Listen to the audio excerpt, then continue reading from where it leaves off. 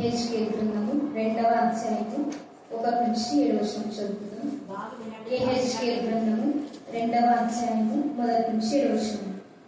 నరపుత్రుడా, నీవు చక్కగా నిలబడును, నేను నీతో మాట్లాడగలను అని ఆయన నాతో మాట్లాడినప్పుడు ఆత్మ నాలోనికి వచ్చి నన్ను నిలబెట్టెను.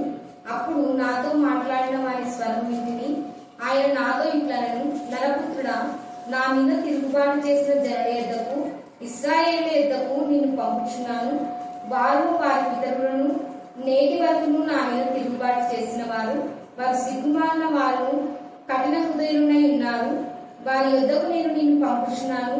వారు తిరుగుబాటు చేయవారు గనుక వారు వినినను వినకపోయినను తమ మధ్య ప్రవక్త ఉన్నాడని వారు తెలుసుకున్నట్లు ప్రభువు యెహోవా ఇలా సెలవుచున్నాడని నీవు వారికి ప్రకటింపవలెను. నరపుత్రుడా, నీవు బ్రహ్మదండి చెట్లలోను ముళ్ళ తుప్పలలోను తిరుగుచున్నావు, తేళ్ల మధ్య నివసించుచున్నావు. అయినను ఆ జనులకు భయపడకము, వారి మాటలకు భయపడకము. వారు తిరుగుబాటు చేయవారు, వారికి భయపడకము. వారు తిరుగుబాటు చేయవారు గనుక వారు వినను వినకపోయినను నేను సెలవిచ్చిన మాటను నీవు వారికి తెలియజేయము. దేవుడి వారిని దీవించాల్సి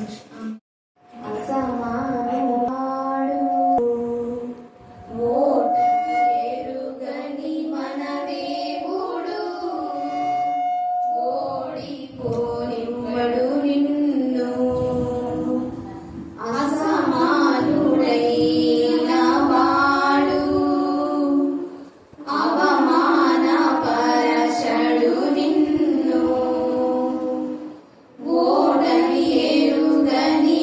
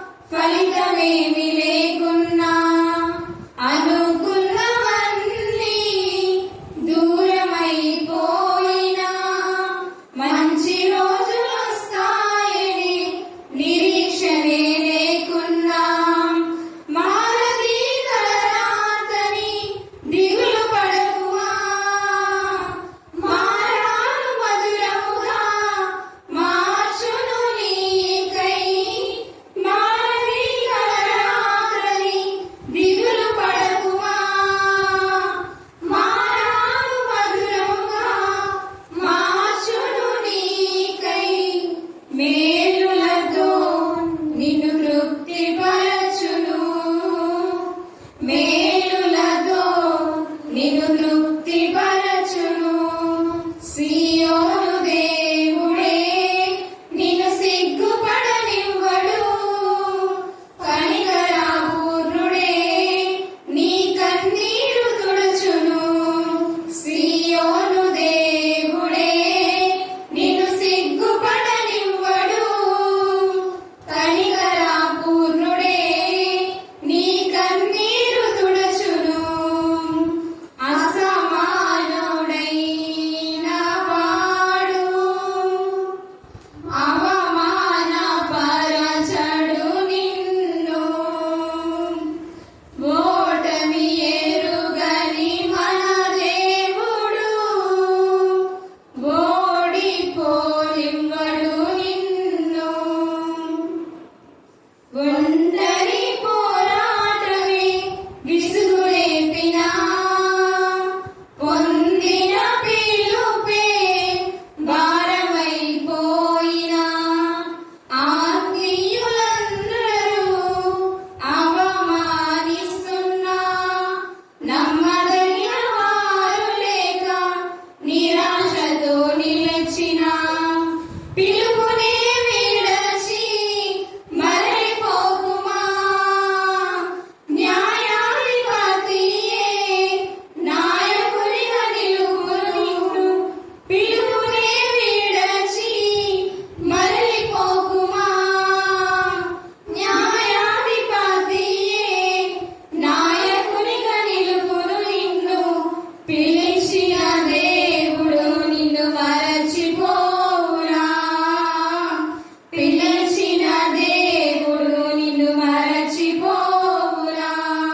సియోను దేవుడే నిన్ను సిగ్గుపడనివ్వడు, కనికరపూర్ణుడే నీ కన్నీరు తుడచును. సియోను దేవుడే నిన్ను సిగ్గుపడనివ్వడు, కనికరపూర్ణుడే నీ కన్నీరు తుడచును. అసమానుడైన వాడు అవమానపరచడు నిన్ను, ఓటమి ఎరుగని మన దేవుడు ఓడిపోనివ్వడు నిన్ను. ఘన కార్యాలెన్నో నీకై చేసినవాడు, కష్టకాలమందు నీ చేయి విడచునా. అసాధ్యములెన్నో దాటించిన నాదుడు, శ్రమలో నిన్ను దాటిపోవునా. సియోను దేవుడే నిన్ను సిగ్గుపడనివ్వడు, కనికరపూర్ణుడే నీ కన్నీరు తుడచును. సియోను దేవుడే నిన్ను సిగ్గుపడనివ్వడు, కనికరపూర్ణుడే నీ కన్నీరు తుడచును. అసమానుడైన వాడు అవమానపరచడు నిన్ను, ఓటమి ఎరుగని మన దేవుడు ఓడిపోనివ్వడు నిన్ను. ప్రశస్తమైన మీ సన్నిధానంలో వధింపబడిన గొర్రెల రక్తానికి ఎంత సూచించడం కూడా తక్కువే. ప్రత్యేక రీతిలో మేడం గారు నా ప్రభావ బలహీనతలో నా తండ్రి దేవా మీ బిడ్డను బలపరిచి ధైర్యపరిచి దేవా క్షేమంగా ఇక్కడికి నా తండ్రి సహవాసంలోకి నడిపించినారు. నేను స్తుతిస్తున్నాం. ఆమె యొక్క దూర ప్రాంతంలో మా ప్రభావ మరి ఆ యొక్క విజయవాడలో వారి యొక్క కుమార్తె నా తండ్రి ఎవరెవరైతే బంధువులు సన్నిధిలో ఉన్నారో వారందరినీ మీ ఆత్మశక్తితో మరి నింపబడి ప్రార్థిస్తున్నాం. ఎక్కడున్నారో వారిని మీరు ఆశ్రయించండి. జీవనకు నా ప్రభా వారి ఇంటి వారికి దేవుని భయం, జ్ఞానం, వివేకం దయచేయండి తండ్రి. పవన్ కూడా నా ప్రభా నీ సన్నిధికి వస్తానని చెప్పినప్పుడు మా తండ్రి మాధవరావు, పవన్ వారి మాటలు వారు నెరవేర్చుకునే జ్ఞానం మీరు కలుగొచ్చమని ప్రార్థిస్తున్నాం. ఈ రోజు అమ్ముడు వాడి యొక్క నా ప్రభా కుమారుడు యొక్క నా తండ్రి దేవా మరి ఫంక్షన్ విషయంలో దేవా పుట్టిన రోజు నీకు మహిమకరంగా మరి యొక్క సంవత్సరం ఆమె బిడ్డ జీవితంలో మీరు ప్రవేశపెడుతున్నారు. బిడ్డ జ్ఞానమైన వయస్సు దేవుడు మనుషులు పెంపాలన్నా మీ కృపా దయచేయండి దేవా. మరి ఇక్కడ నా తండ్రి దేవా కొన్ని మాసములుగా బిడ్డ నేను కనపరిచింది, నేను మహిమపరిచింది, నేను ఆరాధించి నేను స్థుతించింది ప్రభా. అందుకు ఎంత స్థుతించా కూడా తక్కువే ప్రభా. మీకే స్తోత్ర, మీకే స్తోత్ర. ఆ చిన్ని కుమారి జ్ఞానాంశంతో మరి నింపుతున్నారు, మీకు వందనాలు చెల్లిస్తున్నా.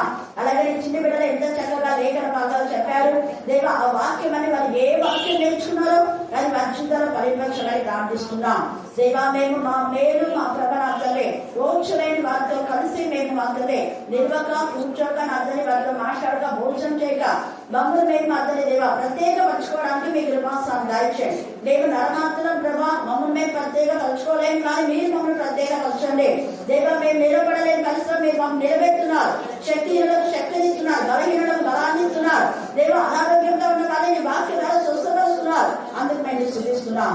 ఈ యొక్క సమయంలో చదవబడిన లేఖను ఆశించి విరించి మా అందరి జీవితాల్లో మీరు పరిపక్షమని మమ్మల్ని మాత్రం మీ చుట్టకే సమర్పిస్తూ జగేస్తున్నాం ప్రారంభిస్తున్నాం తండ్రి. ఆమేన్, ఆమేన్, ఆమేన్. హల్లెలూయా. లేఖన భాగం మీరందరూ కూడా విన్నారు. మనం యెహెజ్కేలు ధ్యానం చేసుకుంటున్నాం శుక్రవారం రోజు ప్రత్యేకంగా, తర్వాత బుధవారం ముందు బైబిల్ స్కేల్లో, ఆదివారం ఈ 3 రోజులు కూడా యెహెజ్కేలు అంటే విలాప వాక్యములు అయిపోయినాయి కాబట్టి యెహెజ్కేలు 1వ అధ్యాయం కూడా మనం ధ్యానం చేసుకున్నాం దేవుడి కృప చొప్పున.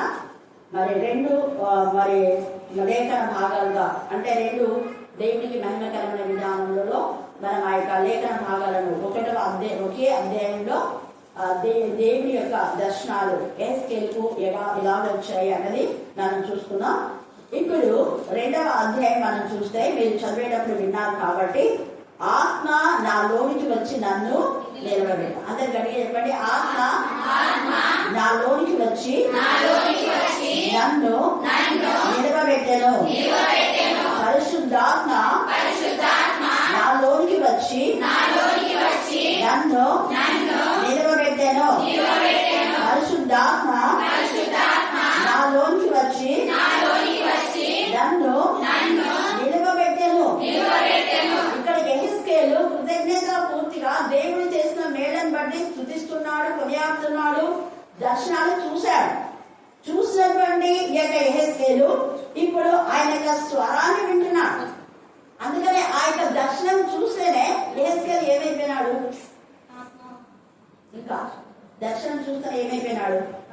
28వ వచనంలో 1వ అధ్యాయం 28వ వచనంలో ఇది యెహోవా ప్రభావ స్వరూప దర్శనము. నేను చూచి సాగిలపడగా నాతో మాట్లాడు ఒకరి స్వరం నాకు వినబడి. చూచాడు అంటే ఆత్మ నేత్రము తెరవబడిన వాళ్ళకు మాత్రమే ఆత్మ దర్శనాలు వస్తాయి, ఎవరికంటే వాళ్ళకి రావు. మత్తయి సువార్త మనం 27వ అధ్యాయంలో చాలా సార్లు యేసయ్య పునరుద్ధానం అప్పుడు కానివ్వండి, లేదా ఆ యొక్క సిలువలో 7 మాటలు మాట్లాడే సమయంలో ప్రత్యేక రీతిగా ప్రతిసారి నేను మీకు గుర్తు చేస్తూ ఉంటా. అక్కడ యేసయ్య బిగ్గరగా ఉంటారు, అంటే పట్టలేని హృదయ అట్టడుగు భాగంలో నుంచి ఆయన ఆక్రందన చేసి బిగ్గరగా కేక వేసి ప్రాణం విడిచాడు. ప్రాణం విడిచిన వెంటనే ఏమైందంట చెప్పాలి. ఎన్నిసార్లు వింటుంటారు కదా. భూమి వణికింది, బండలు బద్దలై భూమి వణికింది ఒకటి. 2వది బండలు బద్దలైపోయాయి. 3వది సమాధులు తెరవన్నాయి. 4వది ఆ యొక్క దేవాలయంలో తెర నడుముకి ఏమైపోయింది, ఇన్ని జరిగినాయి. ఇంకా చాలా చాలా ఉండింటాయి. క్లుప్తంగా కొన్ని ఇచ్చిన ఎన్నో జరిగింటాయి. ఇవన్నీ చూసి అక్కడ కరువుగడ్డ అనేక ఉదయాలు మార్చుకున్నాయి. 2వ దొంగ మారాడు అప్పటికే, తర్వాత భరప్ప మారాడు, సైన్యాధిపతి మారారు. ఆ యొక్క జరిగినటువంటి సిచ్యువేషన్ చీకటి కమ్మింది కూడా.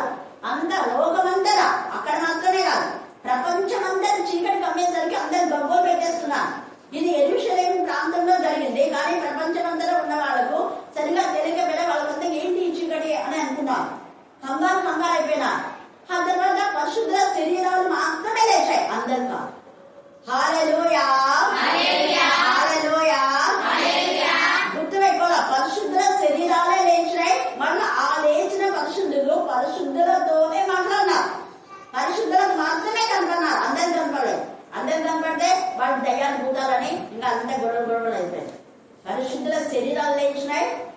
పరిశుద్ధులకే కనపడినాయి, వేరే వాళ్ళకు కనపడలేదు.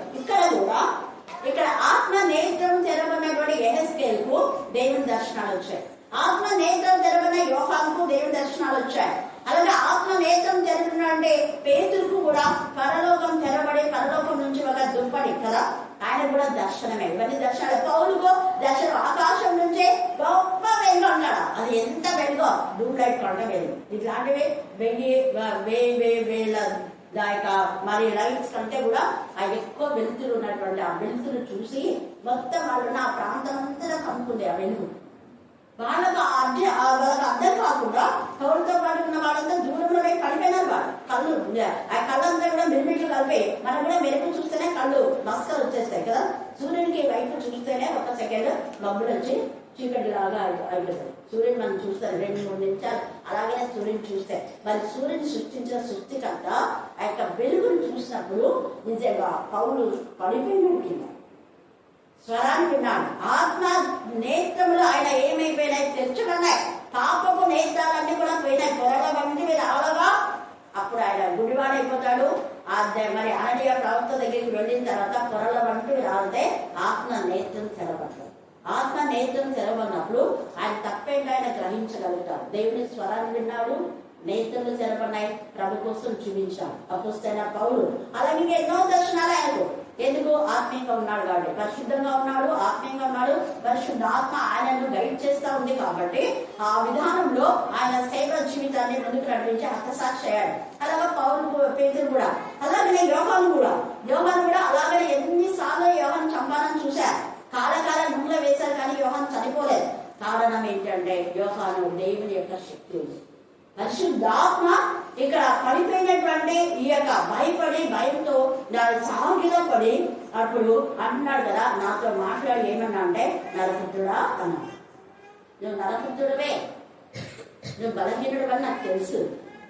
అప్పుడు ఏమంటున్నాడు? చక్కగా నిలవడానికి శక్తి లేకపోయింది. దేవుడేమో నిలబడమంటున్నాడు. నిలబడమంటున్నావు, నేను నిలబడలేకపోతున్నా. ఈ మధ్యాహ్న కాలంలో నిన్ను నిలబెట్టే దేవుడున్నాడు. నువ్వు అనుకున్నావు ప్రభా నేను నిలబడలేకపోతున్నా, ఈ లోకంలో జీవించలేకపోతున్నా, అనేక మార్లు ఆటుకోట్ల మధ్య నేను జీవించలేకపోతున్నా ప్రభా నువ్వు అనుకుంటున్నావు. దేవుడు అంటున్నాడు నేను నిన్ను జీవింపచేసి నేను నిన్ను నిలబెడతా. పడిపోతున్నావా? పడిపోదు. నీతి మంది 7 సార్లు పడినా కూడా మళ్ళీ ఏం చేస్తారు? లేస్తారు. యోగు అంటాడు 6 బాధలు వచ్చినా కూడా 7వ బాధ నన్ను ఏం చేయాలి. 7 బాధల్లో వచ్చే లోపలనే దేవుడు కాపన్నాడు. 6 బాధల నుంచి వచ్చినాయి, సఫలైంది. కానీ 7వ బాధ రాకుండా దేవుడు లిఫ్ట్ చేసినాడు. హల్లెలూయా, హల్లెలూయా, హల్లెలూయా, హల్లెలూయా. కుటుంబంతో కుష్టు వ్యాధితో ఉన్న వాళ్ళు అలాగే చనిపోతారు. అయితే యోగు చనిపోలేదు. అలాగా యోగు పసిపిల్ల లాంటి దేహం లాగా, నయమాని యొక్క రోగం కూడా పసిపిల్ల లాంటి దేహం లాగా. కారణం దైవజనుడి యొక్క మాటకు విధేయతున్నాడు. స్వరం దైవజనుడి యొక్క మాట లేదా దేవుడి మాట ఎంతగా మనల్ని ఆశీర్వదిస్తారు అంటే అంతగా ఆశీర్వదిస్తుంది. ఈ యొక్క మధ్యాహ్న కాల సమయంలో దేవుడు నీతో మాట్లాడుతున్నప్పుడు నువ్వు వింటున్నావా? వింటే నువ్వు దేవుడితో చెప్పు ప్రభా ఒకవేళ నాకుతో నిలబడమంటే ఏసుకి రాదంటావు. ప్రభా నేను నిలలేకపోతున్నాను ఆయన అంటే ఆత్మనే వచ్చి నిలబడుతున్నాను. నువ్వు కూడా దేవుడితో మాట ప్రభా నాకు రాయడానికి శక్తి దాచారు. ఇక్కడ మీకు అందరికీ డిఎస్సి మెట్రిక్ ఎగ్జామ్ రాస్తున్నారు. దేవుడిని అడిగింటారు, దేవుడు వాళ్ళ శక్తిని ఇచ్చినారు, చక్కగా రాశారు. కాబట్టి ఆ పిల్లలు విశ్వాసంతో పాట పడ్డారు. ఇంతవరకు పాడిన పాట కదా. దేవుడు మనల్ని ఏం చేయలేడంట చెప్పాలా? మళ్ళీ చెప్పాలా? గట్టిగా చెప్పండి. ఏం చేశాడు దేవుడు? కోపికోడు చూసావా? ఎందుకు? ఆయన విజయకాలంలో యుద్ధం ఏమంది? యెహోవాదే. ఆయన నామంలో విజయం. In the name of Jesus we have the victory. In the name of Jesus we have the victory. In the mighty name of Jesus we have the victory. ఏసే విజయుడు. గణేపని ఏసే విజయుడు. ఏసే విజయుడు. ఏసే విజయుడు. ఏసే విజయుడు. ఏసే విజయుడు. ఏసే విజయుడినప్పుడు యేసును హత్తుకొని ఆనుకొని జీవించిన వాళ్ళకు విజయమే. అయితే మీరు అనుకోవచ్చు నేను ఇంత మంచిగా పాట పాడినా దేవుడు ఖచ్చితంగా ఉద్యోగం ఇస్తారు. ఒకవేళ నువ్వు రాకపోతే డిప్రెస్ కావద్దు. ఎందుకంటే ఆయన విజయుడే. అంతే. నీకు ఇది కాకుండా నేను ఓటిస్తాను, నేను లేవనిస్తాను, ఏ విధానంలోనో నేను నిలబెట్టాను. అది మాత్రం మనం ఎప్పుడు కూడా నమ్ముకొచ్చాం. ఎప్పుడు కూడా మనం ఫాల్ డౌన్ కాకూడదు. ఎందుకంటే మీ ముందు నేనే మీకు ఉదాహరణ. ఎక్కడైనా ఎన్ని వచ్చినా కూడా ఎక్కడైనా పడిపోయినట్టు చూసినారా మీరు? లేదు. ఒక్క రోజు కూడా వాక్యం చెప్పకుండా లేదు. ఎన్నెన్నో వస్తున్నాయి ఆత్మీయంగా ఉండేవాళ్ళు, కానీ వాటన్నిటి నుంచి దేవుడు వినిపించి నిరాడంగా జరిగించాడు. ఒక్క రోజు కూడా బ్రేక్ కాకుండా బుధవారం బైబిల్ స్టడీ. ఇప్పుడైతే అందుకని దేవుడు ఏం చేసినా అంటే, నువ్వు వారానికి 2 రోజులు నాకు చెప్పేది, వారానికి 2 రోజులు చెప్పాలన్నాడు. చెప్పాలా? ఏ రోజైనా 10 మెసేజెస్, ఆదివారం రోజు 2 మెసేజ్లు, శుక్రవారం రోజు 2 మెసేజ్. ఎంత గొప్ప దేవుడు!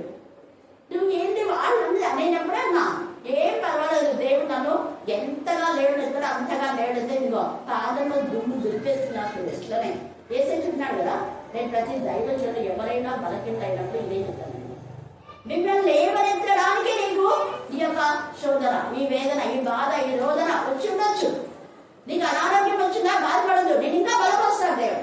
దైవంతో ఆ రోగం రాకపోతే పరలోకం ఉండే దేవుడి యొక్క శక్తిని తెలుసుకోలేకపోయి ఉండేవాడే. అలాగే యోగుకు ఆ పరిస్థితి రాకపోతే 2 ఆశీర్వాదం యోగుకు వచ్చి ఉండేది కాదు. హల్లెలూయా, హల్లెలూయా, హల్లెలూయా. 2 ఆశీర్వదించబడడానికి ముందు యోగుకి ఏమొచ్చింది? నీకు కూడా బాధ, వేదన, ఏసయ్య అంతగా బాధపడ్డా అంటే మనందరూ కూడా షేమ్ చేయడానికే. ఆయన ఓవర్కమ్ చేశాడు కాబట్టి, అపవాది పైన విజయం పొందుకున్నాడు, మరణ పైన విజయం పొందుకున్నాడు కాబట్టి మనము నరకాగ్ని గంతకాల్లో పడకుండా మరణము జయించే శక్తి దేవుడు అందించాడు. కానీ మనం ఎప్పుడు కూడా దేవుడికి మన బలహీనతలు చెప్పుకోవాలి. యెహెజ్కేలు బలహీనతలు ఒప్పేస్తున్నాడు.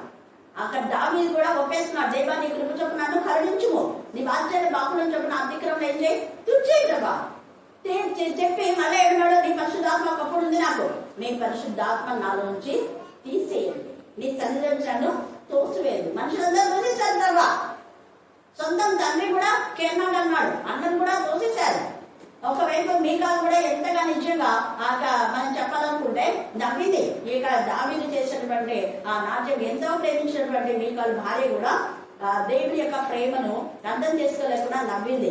అలాగే వాళ్ళ మామ అయితే చంపాలనుకున్నాడు, కొడుకు కూడా చంపాలి. ఎన్ని సిచ్యువేషన్ లో కూడా దేవుడు ఎంతగానో దావీదుని హెచ్చించాడు. హల్లెలూయా, హల్లెలూయా, హల్లెలూయా. కారణం చక్కగా నిలబడ్డాడు. దావీదు తన యొక్క వంకాయ జీవితాన్ని తీసేసుకున్నాడు. మనలో ఉన్న వంకాయ జీవితాన్ని తీసేసుకోవాలి. అందుకని యోహాను అరణ్యంలో కేకలు వేయమని ఒక స్వరం ఏమనిందంటే, కరుకు మార్గంలో ఏమైందంట చెప్పాలి, కంటత కదావి. కరుకు మార్గం ఏమైంది ఉందండి, వంకర మార్గంలో సరళం, మార్గంలో సరళం చేయడే. ఇదిగో ఆయన ఇస్తున్నాడు. ఏసై నీ లోకి వస్తున్నాడు, నీ ఇంటిలోకి వస్తున్నాడు, నీ జీవితంలోకి వస్తున్నాడు. ఏసై నీ జీవితంలోకి వచ్చినప్పుడు నీ జీవితంలో అప్ అండ్ డౌన్స్ అనేవి ఉండవు కాక ఉండవు. 100%. ఉదాహరణ నేనేనే మీకు చెల్లించలేదు. ఒక్కటిగా నేను వచ్చినా కూడా, ఒంటరిగా ఉన్నా కూడా మీ అందరినీ సహకరించడం చేశాను దేవుడు. చూసారా? హల్లెలూయా, హల్లెలూయా. నేను కూడా ఒంటరి దానివల్ల ఎప్పుడు అనుకోను. చాలా మంది నన్ను క్వశ్చన్ చేస్తున్నారు, అక్కడ ఒక్కరు ఉంటున్నారా మీరు, అక్కడ ఒక్కరు సేవ కంటిన్యూ చేస్తున్నారు. కానీ నా వెనకాల వేల మంది ఉన్నారు, ప్రార్థన చేసే గుంపులు ఉన్నాయి, కౌంటింగ్ లేదు. నాకు ఎంతమంది నేను గుర్తుపెట్టుకోవాలా, అక్కడికి చేస్తా ఉన్నారు రోజు కొంతమంది. కానీ నాకు తెలియకుండా యూట్యూబ్ లో ఎంతో మంది సబ్స్క్రైబ్ చేసుకుని వాళ్ళు వింటున్నారు. వాళ్ళు ఎప్పటికీ 1 సంవత్సరం తర్వాత నాకు తెలుస్తుంది. వాళ్ళ నంబర్ లేదు కదా దాంట్లో, నేను నంబర్ ఇవ్వను. ఎందుకంటే చిన్న దాన్ని చేస్తుంటారు కాబట్టి నంబర్ లేదు. కాబట్టి ఎట్లో తెలుసుకొని వాళ్ళు అడుగుతారు, మీ నంబరు చాలా ఎప్పటి నుంచో వింటున్నాను సిస్టర్, మీ వాక్యాలు మళ్ళీ ఎప్పుడేం చేస్తున్నారు, ఎప్పటి నుంచి వింటున్నారు అంటే 2 years, కొంతమంది 3 years, కొంతమంది 1 year, కొంతమంది 6 months నుంచి వింటున్నా. బట్ మీ నంబర్ లేదు నా దగ్గర. మరి ఎలా తెలుసుకున్నారు మీరు అంటే, సంబడి అట్లా ఎవరో ఒకరు చెప్పింటారు. అట్లా డాక్టర్స్ అందరూ చాలా మంది ఉన్నారు కదా, పలానా డాక్టర్ హైదరాబాద్ ఉంది, పలానా వాళ్ళు ఫారిన్లో ఉన్నారు కదా, వాళ్ళు ఇచ్చినారు, ఇది అక్కడ వాళ్ళు ఇచ్చినారు, దత్ అన్న ఇచ్చినాడు, లతా ఇచ్చింది సింగపూర్ లో. ఇలాగా ఎంత నాకు ఆశ్చర్యమైపోతాను. హల్లెలూయా. నేను ఎవరో తెలియదు, నాకు తెలిసిన వాళ్ళు బాగా మనతో ఉన్న వాళ్ళు మనకు దూరం అయిపోయినా మనకు తెలియని వాళ్ళు ఎంతమందో నేను బలపరుస్తా. హల్లెలూయా, హల్లెలూయా. దావీదుకు తన సొంత వాళ్ళు దూరం అయిపోయినా 400 మంది ఎవరు పెట్టుకున్నారు, కంటి మావులు వాళ్ళంట, చేతగానలు, తెలివేగా ఉన్నారు, రోగంతో ఉన్నారు, అప్పులో ఉన్న వాళ్ళందరూ దాడి దగ్గరికి వచ్చారు. అందరినీ బలపరిచినాడు. వాళ్ళు షిమి అనేవాడు విశ్వాసఘాతులు అనుకోండి. చేసిన వేళ్లకు మనం కూడా విశ్వాసఘాతులు కాకూడదు. దేవుడు క్షమించవచ్చు. గుర్తుపెట్టుకోవాలి. ఇక్కడ యెహెజ్కేలు ఎప్పుడైతే చక్కగా నిలబడినాడో పరిశుద్ధాత్మ ఆయనకు వచ్చి నిలబెట్టింది. ఈ ఉదయకాల సమయంలో దేవుడు నిన్ను నీ కుటుంబాన్ని ఖచ్చితంగా నిలబెట్టాడు. అప్పుడు నాతో మాట్లాడిన వాళ్ళ స్వరం వింటిని ఆయన నాతో ఇట్లా అన్నాడు, నరపుత్రుడా, నా మీద తిరుగుబాటు చేసిన జనుల యొద్దకు. ఎవరి దగ్గరికి వాళ్ళంట? తిరుగుబాటు. చాలా మంది తిరుగుబాటు చేసే వాళ్ళు ఉన్నారు. అక్కడికే పోలేదు. నిన్నందరూ ఎవరైతే తింటారో వాళ్ళ దగ్గరికే వాక్యం చెప్పాలి. ప్రభా వాళ్ళంతా తిరిగి వస్తున్నారు ప్రభా, ఇరిమియా ఎన్నిసార్లు నువ్వు ఒక్కడికే మీరు చెప్పాలి. ఇది నేను చెమ్మకేసుకుంటాను. ఆయన కూడా పోయి వాక్యం చెప్పాను. ప్రభు అక్కడ ఒక్క రోజు ఒక అప్ప మాత్రమే ఇరిమియాకు దైవజనం. మనకు 3 పూట తిండి తిని వాక్యం ప్రకటించాలి. సేవకులు ఎంతమంది ఉన్నారు?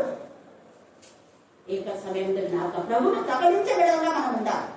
తినడం కూర్చోవడం కాదు, ఇది కాదు సేవ అంటే. తినడం కూర్చోవడం కాదు, లేకపోతే మన జీవితం అంటే ఇది కాదు. ఉద్యోగము, పిల్లలు, అది ఇది అది కాదు జీవితం అంటే.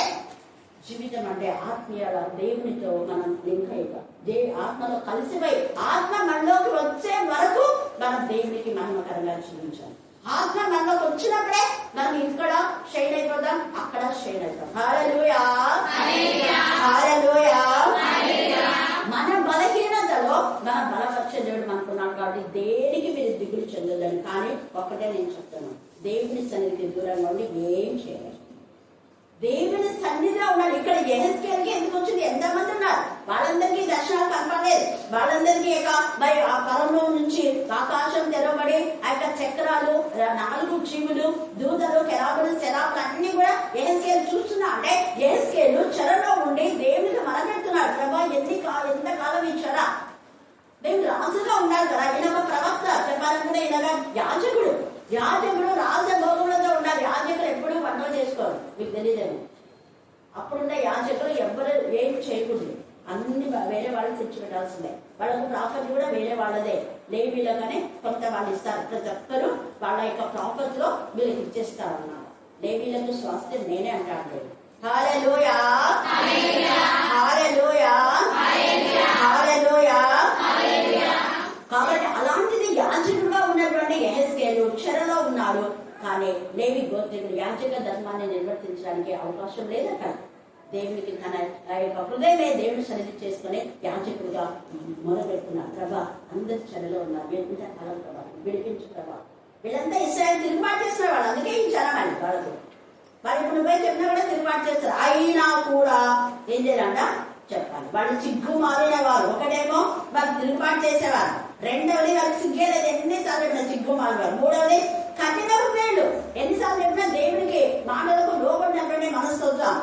ఎన్నిసార్లు చెప్పి దేవుడి సన్నిధికి రండి రండి రండి అని పిలిచినా కఠిన హృదయం చేసుకుంటారు. ప్రార్థించాలంటే ప్రార్థించాలి, వాక్యం చదవమంటే వాక్యం చదవాలి. ఎంతసేపు మన యొక్క పనులు మాత్రమేనా? ఒకసారి మన ఆత్మ పరిశీలన చేసుకోవాలి. కఠిన హృదయులై ఉన్నారు, వారి యుద్ధకు నేను పంపిస్తున్నా.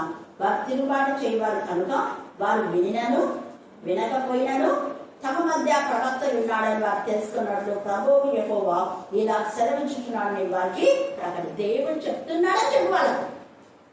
వాళ్ళు నువ్వు చెప్తున్నారనుకుంటే వాళ్ళకి ఇంకా శిక్ష వస్తారు. దేవుడు గద్దిస్తున్నాడు. ఎందుకంటే దాని నుంచి మిమ్మల్ని వేరు చేయాలని దేవుడి ఉద్దేశం. ఆ మాట వాళ్ళతో చెప్పంటున్నాడు.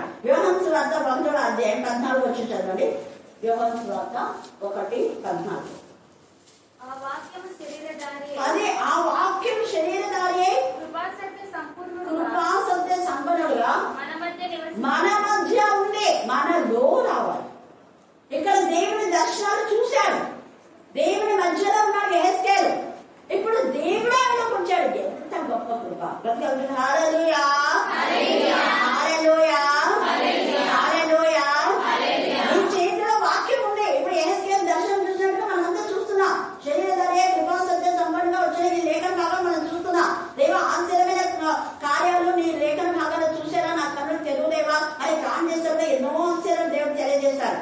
నేను పిల్లలకి ఎందుకు కంటెక్ట్ చేయమంటున్నా అంటే అందుకే రోజులో కొత్త లేఖన భాగం రోజు రోజుకు వాళ్ళ మార్పులు పెరుగుతాయి. వాళ్ళ జీవితాలే భవిష్యత్తులో మీరు చూడండి, నేను అంతవరకు బ్రతుకుతాను లేదో నాకు తెలియదు, కానీ ఇప్పుడు ఎవరెవరైతే రోజు కొత్తగా వాక్యం వాళ్ళ బ్రతుకులు చేంజ్ ఎంతగా చేంజ్ అయితే అంతగా చేంజ్ అవుతాయి. చూడండి, మీరే చూస్తారు, సాక్షిగా ఉంటారు.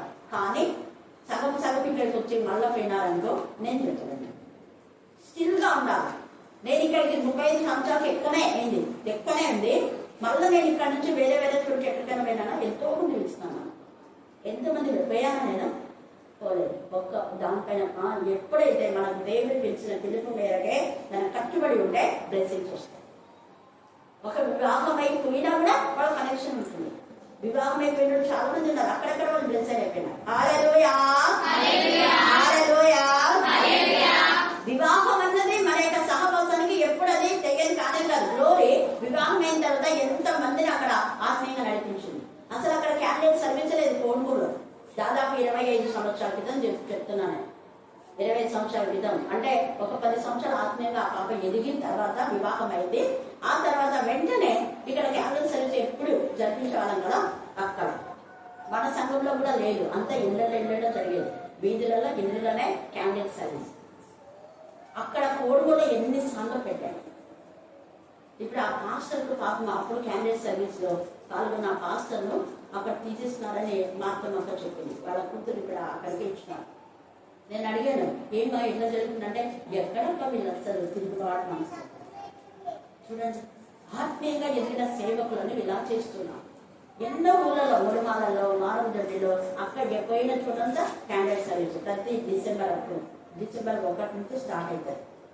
1 నుంచి నెల రోజుల దాకా ఆయా ప్రాంతాలు వాళ్ళంతా అక్కడ ఉన్నారు, ఎవరు పడిపోయారు. అందుకనే గ్లోరీ తన కుమార్తె డాక్టరే, తన కుమారుడు ఇంకొక కుమారుడు మంచి. ఎందుకు ఆత్మీయంగా ఎదిగినారు. ఆ రోజు అప్పటికి ఆ వాగ్దానం వీళ్ళందరికీ కూడా దేవా నాకు ఇచ్చిన విద్య వాళ్ళకు దయచేయి, నాకు ఇచ్చిన ఉద్యోగం వాళ్ళకు దయచేయి. హస్బెండ్ అండ్ వైఫ్ ఇద్దరు కూడా ఉద్యోగస్తులే. చాలా మంది అలాగనే ఉన్నారు, ఇద్దరు ఉద్యోగస్తున్నారు. కొంతమంది మాత్రం ఒకరే ఉద్యోగం చేస్తున్నారు. ఖచ్చితంగా వాళ్ళకి సొంత ఇల్లు ఇచ్చాడు అందరికీ కూడా, ఒక్కరికి కాదు అందరికీ. ఒక్క విక్టోరియా కూడా సొంత ఇల్లు తీసుకోవాలి. కారణం కనెక్షన్ సరిగా లేదు కాబట్టి. జ్యోత్స్న ఆమె కంటే ఆమె ఒక్కరే ఉద్యోగం చూసిన వాళ్ళ హస్బెండ్ అవునా కదా. కానీ తర్వాత ఇల్లు కట్టించి అనిపోయి అప్పుడు పిలిచింది, అప్పుడు కోరేదే తర్వాత పోయినా. ఎంత సంతోషపడి ఇప్పటికీ స్థిరంగా తను అనేకులు చెప్తా ఉంటాం ఆత్మీయంగా మేము ఎదిగాము అని. అదే ఇలా చిన్నారి వాళ్ళ అమ్మలు వాళ్ళ ఇళ్ళ దగ్గర ఉన్నారు వాళ్ళు కర్నూలులో కూడా. హల్లెలూయా, హల్లెలూయా. ఎందుకు నేను చెప్తున్నా అంటే దేవునితో మనం అనుసంధానం అయితే దేవుడు ఎప్పుడు మెచ్చిపెట్టాడు. ఇక్కడ ఎదిగిందే అక్కడ సంఘంలో వాడబడింది. గ్లోరీ ఎన్నోసార్లు మనం కూడా పోయాం కదా, కొడుకులు పాటల్లో సీనియర్ ఇంటికి అంతా పోయాం. ఇప్పుడు ఇంకా వీలు కదమ్మా నేను రానన్నా. ఇప్పుడు కూడా పిలుస్తారు, లేదులే ఇక్కడ రోజు ఉంది ప్రార్థన, రావడానికి నాకు అవకాశం లేదు. ఊరికే వచ్చి ప్రేయర్ చేసి పొమ్మంటే పోతాను అంతవరకే, కానీ మెసేజ్ ఇవ్వడానికి నాకు టైం లేదమ్మా అన్న. చాలాసార్లు పిలిచింది, రీసెంట్ కూడా పిలిచింది, రాలేదని చెప్పి. కాబట్టి చక్కగా నువ్వు నిలబడు. వాళ్ళు వినకపోయినా చెప్పాలి. వాళ్ళు వినరు అనద్దు. ఇక్కడ ఏహెస్కేలు చెప్తున్నాడు, వాళ్ళు వినకపోయినా నువ్వు చెప్పాలి, నీ బాధ్యతనే. చూడండి, వాళ్ళు కొడతారా, కొట్టించుకో. ఇల్మే కొట్టించుకున్నాడు, చెప్పాను. నన్ను కొట్టారు కదని ప్రభా నన్ను కొట్టారు ప్రభా నేను ఇంకా చెప్పను అన్నాడు. ఇల్మియా అంటాడు. భయంకరమైన నరక యాతన అప్పుడున్నటువంటి ఈ యొక్క ప్రవక్తలకు, యాచకులకు అందరికీ కూడా. అయితే వాళ్ళు అంటున్నాడు కదా, మన దేవుడే చెప్తున్నాడు, నేను ఎక్కడ పంపిస్తున్నాను తెలుసా, ధరపుత్రుడా నీవెక్కడ బ్రహ్మదండి చెట్లలో. ఎక్కడ ఉందా బ్రహ్మ. ఇది నాకు ఇక్కడికి వస్తే ఉండి గుడి ఖర్చు ఉంది, నాకు దర్శనం ఇచ్చి అంతా చెప్పారు. అక్కడ బ్రహ్మదండి చెట్లు ఉంటారు, నేను పంపిస్తున్నా పోతావా అన్నాడు. ప్రభా ఎవరన్నా ఉండండి, నువ్వు పంపింది ఎవరు, రాజుల రాజు. పంపింది ఎవరు, దేవతలకు దేవుడు. పంపింది ఎవరు, సర్వశక్తిమంతుడు, సర్వోన్నతుడు, సర్వంతరం, సర్వసృష్టికర్త, సకల ఆశీర్వాదము కాలు మీరు పంపుతున్నా. నాకు కావాల్సింది ఆత్మీయ ఆశీర్వాదం. నువ్వు ఎక్కడికైనా పంపు, నాకు అవసరం లేదు. కానీ నాకు మాత్రం ఆశీర్వాదం. ఏం ఆశీర్వాదం అంటే మేడం చేసింది ఆత్మ. ఆమె అవసరం ఏమో నాకు తెలియదు అంటే ఆత్మలు ఎన్ని ఆత్మలు వస్తే అంత సంతోషపడతా ఉంటే అదే నా ప్రాపర్టీ, అదే నా ఆస్తి. హల్లెలూయా. రానప్పుడు ఎంత బాధపడినా నేను చాలా మంది చెప్పాను. వాళ్ళకి నేనేం పిల్లల పైన ఆత్మనే పిలిపించింది. ఒకప్పుడు వచ్చిన పిల్లలు రాకుంటే నేను చాలా ఇంకా దేవా ఎందుకు రాలేదు, ఏమో పరిస్థితి మాకు కుటుంబంలో. ఒకవేళ రాత్రి నైట్ ప్రేయర్స్ కూడా వస్తారు పిల్లలు. హల్లెలూయా, హల్లెలూయా. ఫ్రైడే నేను ఎవరిలో ప్రే చేసుకుంటున్నా, నేను పిల్లలు ఎట్లా పోయినారు, అక్కడ ఎలా వేయించినాడు అన్న అంటే అన్నం ముందులే పోయింది పోయినా ఇద్దారని చెప్పి వాళ్ళ ఇంటికి వేయించే వరకు నాకు అది ఒక సాటిస్ఫాక్షన్ అన్నమాట. ఎందుకు ఈ మాట చెప్తున్నా అంటే ఆత్మీయంగా ఉన్న జీవితంలో ఎంత ఆనందం, ఎంత ఆశీర్వాదమో అనుభవించిన వాళ్ళకి అది అర్థమవుతుంది, అందరికీ అర్థం కాదు. అది బ్రహ్మదండి చెట్లైనా, ముళ్ళ తుప్పలైనా, తర్వాత ఏమంటున్నాడు అక్కడ తేళ్ల మధ్యన నివసించున్నావు. తేన్లో అంటే తెలియకుండా వచ్చి కాలేసుకున్నాయి, తెలియకుండా మనం బాధ పెట్టే వాళ్ళు ఉంటారు. బయట ప్రేజలు అంటారు, నోటితోనేమో ప్రేజలు అంటారు, వెనకాల తేలికొంతో పుట్టే రకాలు ఉంటాయి. అలాంటి వాళ్ళ మధ్య నుంచి దేవుడు మనం కాపాడుతాడు. ఇక్కడ బయట మన పెద్ద పాము నుంచి దేవుడు కాపాడినా లేదా? మన తిర్సకు దేవుడు సాయం చేస్తున్నాడు. తిర్సకు నిజంగా దేవుడు ఆ యొక్క జ్ఞానం ఇవ్వకపోతే అంత పెద్ద పాము అది ముక్కలు చేసి ఉండేది కాదు. అదే నేను చూసి భయపడి పారిపోతుంది. నేను చూసి అదే నేను సెల్ ఫోన్ లో తీసి అందరు పంపించాను, ఏంటి ఇలా శబ్దం వస్తుందని చూస్తే అది పడగా దిద్దేసుకొని లోపలికి చుట్టుకుంటుంది, కుండీలో లోపలికి పోతుంది. దీని కుండీ లోపల కాలు బట్టి బయటకు ఇస్తుంది. ఎంత ధైర్యం! ధ్యాన్గాడు అనుకున్నాను. అది దేవుని సందర్భం. అందరూ షాక్ అయిపోయినారు. దూడులో ఇంతవరకు పాము చంపిన కుక్కలు లేవు. కానీ నిజంగా అది ఎందుకు అంటే దేవుని యొక్క శక్తి. దేవుడు సహాయం చేస్తాడు. ఆ గాడిద ఎముకకు ఆ యొక్క శక్తిని ఇచ్చినప్పుడు శాంసన్ ఏం చేసినాడు? 1000 మందిని మొత్తం చిత్తు చేసినాడు. ఎముక అది కత్తి కాదు కూడా. అక్కడ ఏం లేవు, వాళ్ళంతా వచ్చినారు, అంతా ముక్కుపడిగా. పాపం శాంసన్ అమాయకుడు అయిపోయినాడు. అమాయకుడు దేవుని చేతిలో పడిపోయినాడు. మళ్ళా శాంసన్ తన బంకర జీవితాన్ని దేవుడికి మరపెట్టినాడు. దేవుడు నాకు సహాయం దయచేయి, నీ బలం కాదు ప్రభా, నన్ను క్షమించు అన్నాడు. వెంటనే దేవుడు బలపరిచినాడు. చనిపోయే ముందు కూడా దేవా నన్ను క్షమించు ప్రభా, నన్ను క్షమించు అన్నాడు. వెంటనే మొదటి బలాన్ని ఇచ్చాడు. 3000 మంది చచ్చారు. హల్లెలూయా, హల్లెలూయా.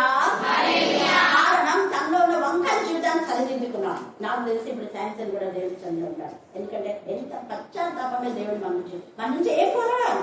నువ్వు ఎన్ని చేసినా పశ్చాత్తాపడి మళ్ళీ నా దగ్గరికి రా. శాంసన్ వల్ల పశ్చాత్తాపడి ప్రభా నేను ఆత్మలో జన్మించిన ప్రభా, ఆత్మీయంగా ఉన్న బిడ్డ నేను ఇలాగ చేయడం తప్పే అని పశ్చాత్తాపన. ఒక్కసారి నా శక్తిని ప్రభా వీళ్ళందరినీ కూడా స్మాష్ చేస్తా. అలాగే చేశాను. బంకర జీవితాన్ని మనం సరి చేసుకుంటే దేవుడు ఈ యొక్క ముళ్ళ జీవితాన్ని నుంచి మనం వేపిస్తాడు. రోజపు ముళ్ళలన్నీ తీసుకొని వస్తాయి. ఒక్క రోజపు ఒక్కోసారి 15-20 రూపాయలు కూడా అమ్మబడుతుంది. ఎంత విలువ! దాని యొక్క ప్యాకింగ్స్ ఎంత ఇదిగా ఉంటుంది. స్మెల్ ఆ ఉడక నీళ్ళలో ఇట్లా వేస్తేనే ఎంత స్మెల్ ఉంటుందో. చాలా వాటిని వాడతారు. రోజా పువ్వున అనేక మెడిసిన్స్ వాడతారు, సౌందర్యాలకు వాడతారు, ఎన్నిటికో మరి. అందుకే ఇక్కడ మనం ఏం చేయాలా? మన వంకర జీవితాన్ని సరి చేసుకోవాలి. నయోమి కూడా తన వంకర జీవితాన్ని సరి చేసుకుంది. తన తప్పేదో తెలుసుకుంది కాబట్టి ఆమెకు ఉన్నత స్థాయిలో దేవుడు ఆమెను బ్లెస్ చేస్తున్నాడు. హల్లెలూయా, హల్లెలూయా, హల్లెలూయా. పేతురు 1:14 చదువుకుంటే ఆయన పరిశుద్ధుడు, మనం కూడా పరిశుద్ధం. పరిశుద్ధతలోనే ఇవన్నీ జరుగుతాయి. యెహెజ్కేలు పరిశుద్ధమైన హృదయంతో శుద్ధ హృదయం ఉంది కాబట్టి దేవుడు చూశాడు. యెషయాకు అప్పుడు శుద్ధ హృదయం వచ్చేసింది, పెదవులు మాత్రం అపవిత్రమైన శుద్ధి చేయబడి. శుద్ధ హృదయం ఉంది కాబట్టి దేవుడు ప్రత్యక్షతలు వచ్చినాయి. వెంటనే చూసే వెంటనే తను తప్పు తెలుసుకున్నాడు. అయ్యో ప్రభా, నేను అపవిత్రమైన పెదవుల దగ్గర ఉన్నందుకు నాకు వాళ్ళ భాషను వచ్చేసింది ప్రభా, వాళ్ళ దుర్భాష నాకు వచ్చింది, నా నోట వాళ్ళు మాట్లాడితే నేను మాట్లాడినా, క్షమించు ప్రభా అన్నాడు. వెంటనే నిప్పుతో దేవుడు సరి చేసినాడు. చూసారు, క్షమించమనగానే అయ్యో అయ్యో ప్రభా నేను ఎలాగో ఉన్నాను ఇక్కడ. ఎప్పుడైతే అయ్యో అని అనుకున్నాడు, పశ్చాత్తాపన్నాడు, వెంటనే దేవుడు శుద్ధి చేసినాడు యెషయా. అలాగా వీరందరూ కూడా ఇర్మియాని బలపరిచినాడు. భయంకరమైన సిచ్యువేషన్, తిరుగుబాటు చేసే వాళ్ళ మధ్య ఈ యొక్క సమయంలో దేవుడు ఎలాంటి పరిస్థితులు అనుకున్నా నేను బలపరిచి నేను నిలబెడతాడు. హల్లెలూయా, హల్లెలూయా. అందరూ చెప్పండి, పరిశుద్ధాత్మదేవా మీరు నాలోనికి వచ్చి నన్ను నిలబెట్టండి. పరిశుద్ధాత్మదేవా మీరు నాలోనికి వచ్చి నన్ను నిలబెట్టండి. నిజంగా నిలబెట్టే దేవుడు. నేను పడిపోని వాడు, నీ పాదం మీద సొంత కష్టార్జితంలో నువ్వు నిలబడేలా దేవుడు చేస్తాడు. ఆయన ఎప్పుడు పడిపోనియాడు. అలాగే మనం చూస్తే చాలా మంది గిద్దెలు కూడా భయంతో ఉన్నాడు, పరాక్రమం గల బలార్జుడు అని దేవుడు బయటికి తీసుకొచ్చి బలంతో నింపాడు. ఇలాగా చాలా ఉంది, మనకు సమయం లేదు. అయితే నెహెమ్యా కూడా 2వ అధ్యాయం 18, నెహెమ్యా 3:13 చూస్తే దేవుని కరుణాహస్తం ఆయన బలపరిచినందుకు పడిపోయిన దేవుని మందిరాన్ని కట్టాడు. లోయలో ఉన్న పెద్ద I'm the road of terror, I'm lily of the valley. లోయ జీవితంలో నువ్వు ఉన్నావా? బురద కంపులో నువ్వు ఉన్నావా? కానీ నీ ఫ్రాగ్రెంట్ బురద రాదు, లిల్లీ పుష్పం యొక్క వాసన వస్తుంది. ఇక్కడ మా లిల్లీ ఎంత వాసన వస్తుంది కదా, చాలా మంది ఎంతమంది స్మెల్ వస్తుంది అంటున్నాం. అది నేను కావాలని ఎవరైనా తెలుసుకోవద్దని చెట్ల మందిని వదిలేస్తాను. ఎక్కడ ఇంత స్మెల్ వస్తుంది అనుకుంటా నేను వింటున్నా. చూస్తే అక్కడ తరాలు చెప్తా చిన్నకి వాళ్ళమ్మ ఎవరైనా చూడమా తెలుసుకుని పోండి.